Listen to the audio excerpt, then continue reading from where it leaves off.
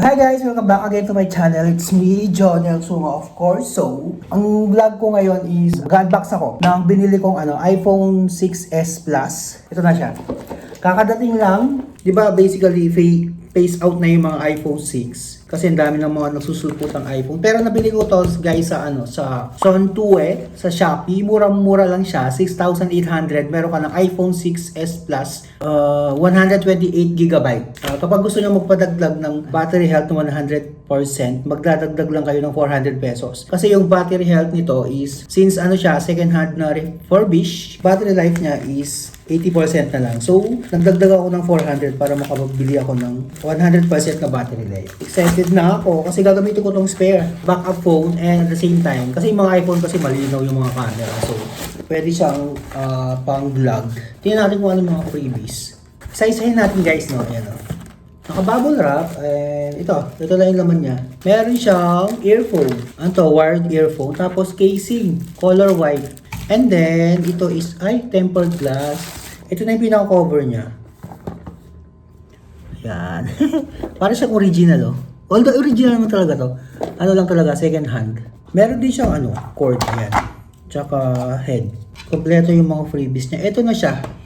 Ayan. Ang smooth pa niya, oh, parang bago pa. Parang wala pang mga dents, wala pang mga gas-gas. Check man natin yung mga function, kung gumagana siya. I-on ko muna siya, guys. Yun. Tama na may logo niya, may kagat naman. May kagat yung Apple. Yun, ang bilis niya magbukas, oh. Tingnan natin yung settings niya kung totoo nga ang siya, 128GB. So, punta tayo sa settings and then sa general, sa about. Software version niya is, kita ba? iOS 15.8.3 tapos yun 118.32GB. So 128GB siya. So ngayon guys, since wala siyang SIM, ano pala to guys?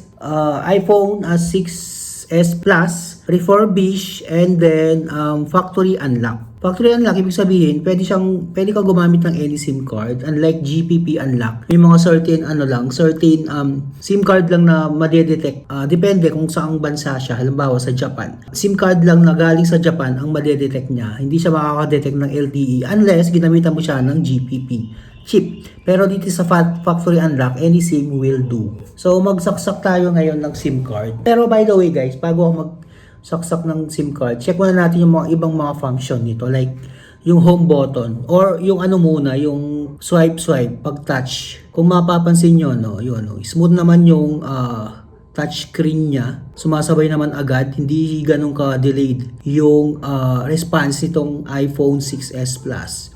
And then itong halimbawa mag-open tayo ng folder, ayun, mabilis lang siya, di ba? Kada galaw mo, kada click mo, nagre-response agad. Home button naman niya yun. Home button. Gumagana siya. Siguro guys, i-set up ko muna to. Kailangan ko muna ng mga internet. Pero at least, di ba, napakita ko sa inyo na yung unboxing and yung physical features niya, napakaganda niya, napaka-smooth. And so far, so good. So, siguro, magse-set up na lang ako ng kapag, kumbaga, na-set up ko na siya ng iCloud and then lagyan ko na siya ng SIM card and na-try ko na sa data. Mag-update pa ako dito sa iPhone 6s Plus ko na factory unlock. Kung may mga ma-encounter ba akong problema. Ngayon guys, kung makikita nyo guys, no SIM card nakalagay. Ayan. So maglalagay tayo ng SIM card. Wait lang. So meron akong SIM card dito na GOMO. Ito yung lalagay natin dito sa ating iPhone 6s Plus. Ang SIM card niya is micro. So ayan guys, pagkasalpak ko ng SIM card, nakita nyo, ayan GOMO, LTE, na-read agad siya. Hindi siya babagal mag-read ng SIM card. So ayan guys, so yan na muna siguro yung papakita ko sa inyo. So mag-ano pa ako, kumbaga update pa ako dito, lahat ng mga settings na kailangan nating gawin, pati paglalagay ng iCloud. Tapos yung camera, of course, camera review. At yung iba pang mga setting gagawin ko kapag na-set up ko na to, kapag okay na siya. Ang importante guys, gumagana siya at nakaka-detect ng SIM card. So ayan. After siguro ilang months, i-review ko to and then mag-update na lang ako sa mga exciting vlog ko. So yun na muna ang video ko for today guys. So hopefully nakatulong tong vlog ko, and if nagustuhan nyo tong video ko na to, don't forget to LSS, like, share, and subscribe. So thank you very much guys for watching, and hope to see you again sa aking next video. Ito po rin si Jonel.